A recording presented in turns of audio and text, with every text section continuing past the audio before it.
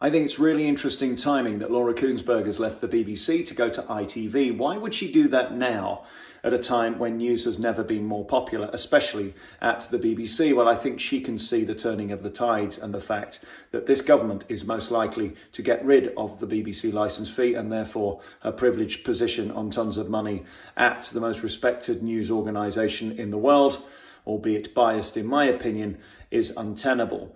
It is without question that the BBC will be got rid of in the next decade, probably the next 5 years. The licence fee is, of course, an outdated idea that none of us want anymore. We don't want to have to pay £150 a year to see the biased BBC wasting our money on 18,000 people who, frankly, could be, well, at least halved. If there were 9,000 people, I don't think any of our services would be affected. They lost £300 million last year on unpaid licence fees. The faith in the BBC has gone, and it is very, very shrewd of Laura Kuenssberg to leave the BBC and go to an organisation that are more likely to survive in the long term. Also, I think it will give her more privilege to have more opinions publicly. It's been no secret that she has bias in one way or another politically, and of course you can't get away with that on the BBC indefinitely, and I think her time was up there too. Too many people writing articles about her unbalanced pieces, and her personal Twitter too, which she's got rid of. She's now gone to an ITV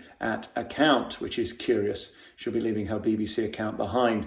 The BBC really are dinosaurs who are living in a past world when people were willing to pay for the privilege of watching TV. Now we don't care. We'll pay for subscriptions we want to see. Young people don't watch the BBC, don't even listen to the BBC anymore as a rule, and people's loyalties have gone. It's time that we got rid of the licence fee. And very shrewd of Laura Kuenssberg to dump the BBC and go to ITV, who I'm sure will treat her well, unlike the passive-aggressive BBC that are the most self-flagellating organisation in the world, most self-loathing, and even within the hierarchy of BBC News. And she's one of the top people.